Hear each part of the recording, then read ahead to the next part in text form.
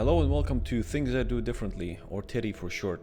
This is a video series I'll try doing in which I will talk about game design in various games that I play and things I would do differently if it were up to me. So currently I'm playing Starfield. Don't get me wrong, I like the game. I have a lot of fun playing it actually.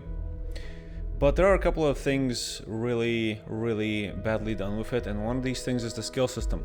So for context, you need to understand where Bethesda is coming from. In Fallout 4, Fallout 3, and the Elder Scrolls series, you had skills, and each skill had a level, which upon reaching a high enough level, it would unlock perks for you to unlock with perk points.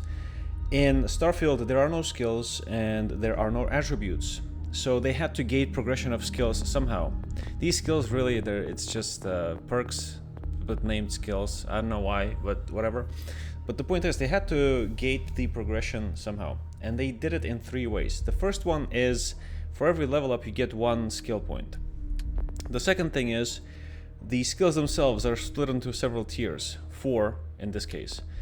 And in order to advance a single tier, to be able to unlock perks in a different tier, you need to spend skill points into this category to unlock the tier. And the third layer of gating the progression they did is challenges.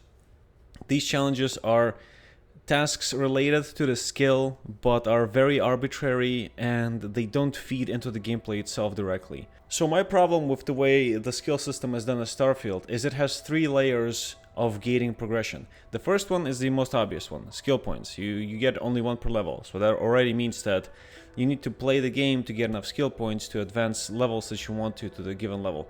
The second thing is locking each tier behind points that you have to spend into a category. If it was just this layer of gating, it would have been fine, but right off the bat it raises the question, if I for example want this perk here, why do I have to spend perk points here instead of just being able to unlock this or this? It doesn't make a whole lot of sense, because the perks that are in this tier and then this one and this one and this one, they're not vastly superior to the ones in the tiers prior to them. So it's really strange that they decided to gate them this way.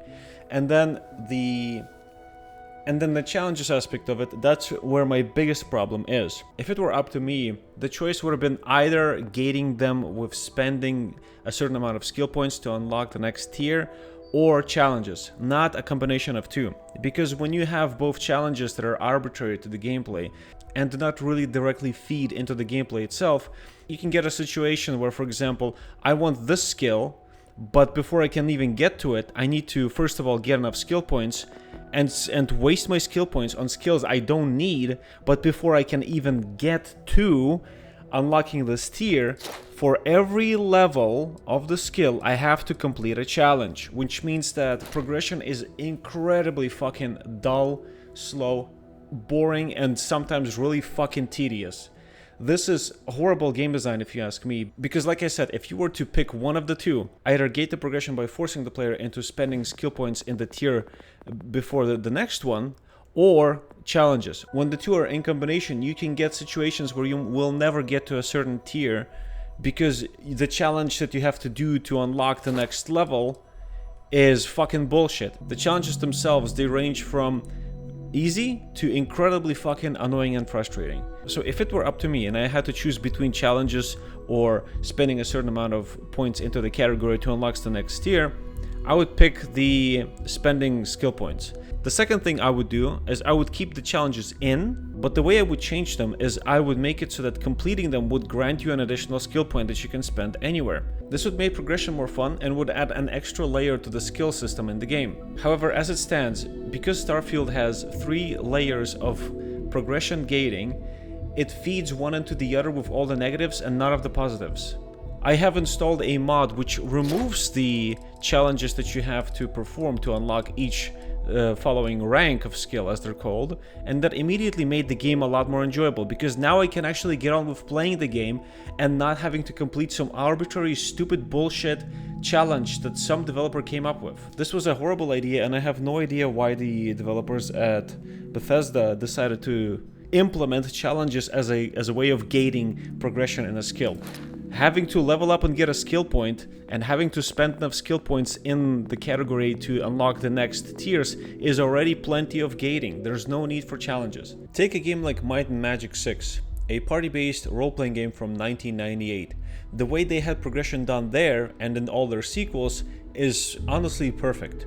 You have a skill and it's split up into 4 separate tiers: Untrained, Expert, Master, and Grandmaster. In order to get to Expert, Master, and Grandmaster tiers, you need to get that level to level 4, 7, and 10 respectively. And then you need to find a trainer who trains that particular tier of skill and pay him 500, 1000, and 2000 gold respectively to get to that particular tier. That system, as far as I'm concerned, is perfect because it directly ties into the gameplay loop, and in and of itself, it is a challenge because you have to play the game, you have to get the money, and you have to find the trainer. No arbitrary rules like challenges, no arbitrary tasks you have to complete. It all feeds one into the other. So that's it for this video. Thanks for watching. See you next time.